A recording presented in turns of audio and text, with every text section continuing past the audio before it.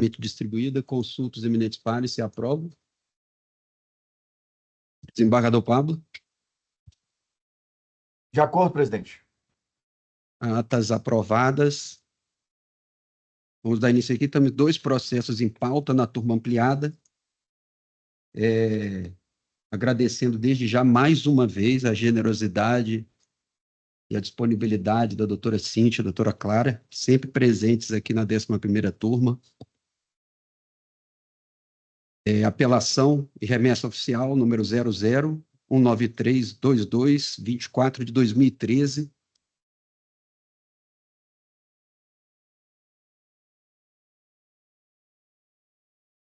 Certidão de julgamento.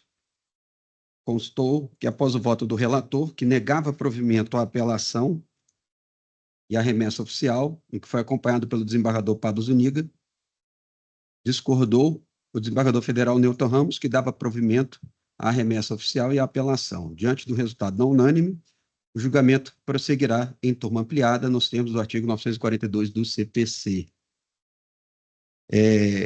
Nós sempre tomamos o cuidado para economizar tanto o tempo quanto a paciência de todos vocês aqui em sessão, de distribuir previamente, né, tanto o voto do relator quanto o voto da divergência. O processo estando maduro, não havendo sustentação oral, eu passo a palavra para a desembargadora convocada, Cíntia, para o voto.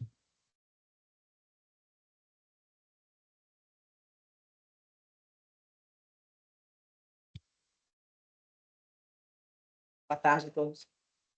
Boa tarde. É uma situação... Alô? Desativa aí, pelo amor de Deus.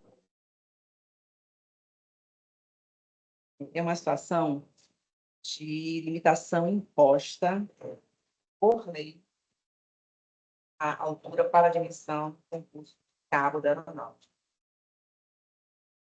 Então, a matéria projetada nesse âmbito respeito à aplicação da teoria do fato consumado. Todavia, o eminente relator, considerou que a inexistência de lei formal, a imposição é realizada apenas em edital, em instruções do Comando da Marinha, não permite a classificação da autora. E que a inexistência de lei que prevê tal limitação e em flagrante violação da razoabilidade promove a exclusão da candidata, insertando em razão da diferença de um sentido para o alcance da vida média mínima prevista em edital, não se revelando razoável a limitação imposta à candidata cuja especialidade se relaciona com o exercício de atividades de cunho eminentemente administrativo, técnico e científico. Quanto a esse posicionamento, o que acontece?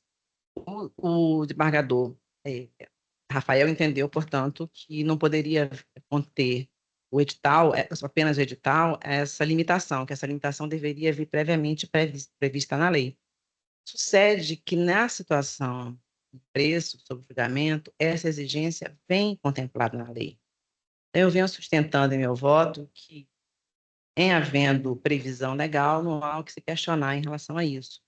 O outro fundamento utilizado seria da falta de razoabilidade. Eu estou afastando também a falta de razoabilidade na estipulação dessa altura mínima. Então, nesses 2 pontos, eu me coloco a favor da divergência levantada pelo desembargador Newton. Todavia, no que diz respeito a um terceiro fundamento, que é a teoria do fato consumado, eu adoto a posição do relator, no sentido de que houve fato consumado. A divergência levantada pelo desembargador Newton afasta a teoria do fato consumado. Eu entendo que nessa situação em que houve a posse do cargo há mais de 11 anos, da posse civil em 2013, que há de se aplicar, sim, a teoria do fato consumado, uma vez que não houve, aliás, essa admissão dessa candidata autora em concurso, ela foi por força de decisão judicial esta confirmada por sentença, e houve a nomeação há 13 anos, então, há 11 anos, 2013. Eu estou entendendo que houve, sim, o fato consumado. Então, o meu voto é no sentido de negar provimento à remessa e à apelação, mas por fundamento diverso, ao do utilizado pelo relator. Muito obrigado, desembargadora Cíntia. Desembargadora Clara Mota. Boa tarde, presidente, desembargador Newton, desembargador Pablo, doutora Cíntia, demais presentes. Presidente, eu acompanho Vossa Excelência, eu só aduzo no ponto aqui que a doutora Cíntia levantou, se não seria possível acrescentar ao voto essa menção à legislação que o desembargador Newton trouxe no voto dele, a 12704, que eu até abri aqui, acho que tem pertinência. E aí eu acompanho Vossa Excelência pelo fundamento da razoabilidade. Então, seria esse o voto, presidente. Será feito. Então, prosseguindo no julgamento, nos termos do artigo 942 do CPC, após os votos das juízas convocadas Cíntia de Araújo Lima e Clara da Mota, a turma, por maioria, negou provimento à apelação e remessa oficial, vencido o desembargador federal Newton Ramos, que dava provimento à apelação e à remessa oficial. Prosseguindo na pauta.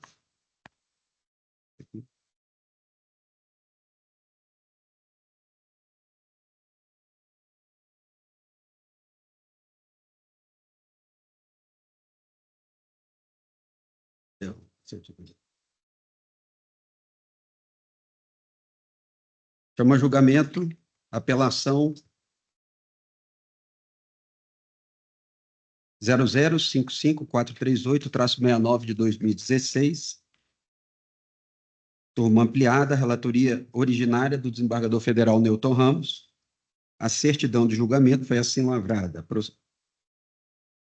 Após o voto do relator, conhecendo parcialmente a apelação e, neste ponto, dando provimento ao recurso, no que foi acompanhado pelo desembargador federal Pablo Zuniga, divergiu o desembargador federal Rafael Paulo, que negava provimento à apelação. Diante do resultado não unânime, o julgamento prosseguirá em turma ampliada nos termos do artigo 942 do CPC.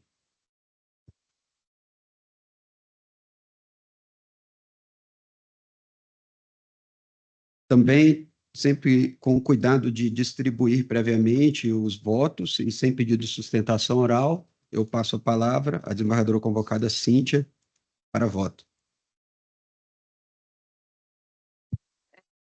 Reparando o entendimento em matéria de anistia política, que é imprescritível a pretensão de reparação econômica de caráter indenizatório, porque a Lei 10.599, de 2002, instituiu o regime próprio do anistiado político, representou renúncia tácita do Estado ao prazo prescricional previsto no Decreto 29.910, de 32.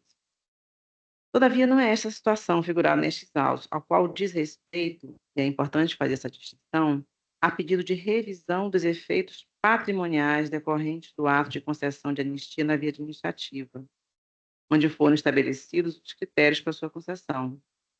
Então, a pretensão aqui posta não está relacionada ao reconhecimento, isso é fundamental, da condição de anistiado, hipótese em que seria imprescritível, mas de revisão dos efeitos patrimoniais. Sendo assim, incide o prazo prescricional do decreto, não havendo que se invocar a prescrição aplicável às prestações de trato sucessivo. Não é esta a situação, como eu já frisei.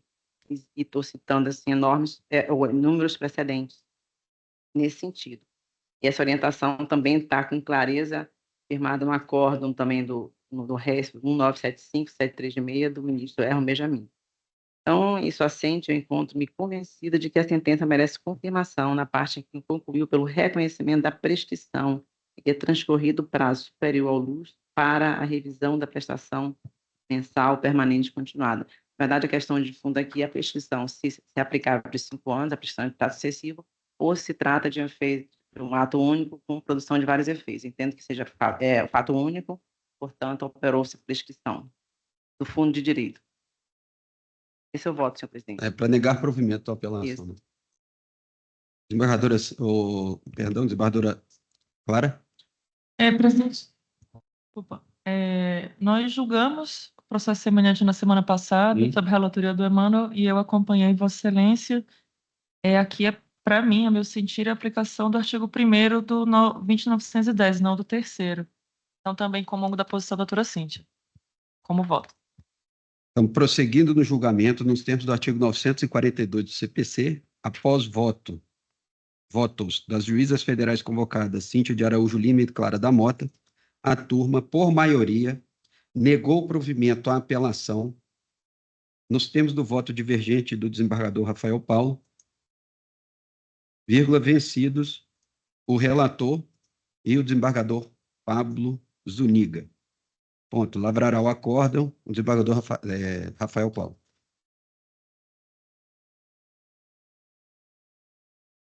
Então, eu declaro encerrada a sessão da turma ampliada, agradecendo mais uma vez a disponibilidade das doutoras. Acho que não vamos precisar da presença de Vossas Excelências. Então, mas este aí, eu acho que ele vai... Muito obrigado, viu? Estão dispensados. Vai precisar trocar o sinal?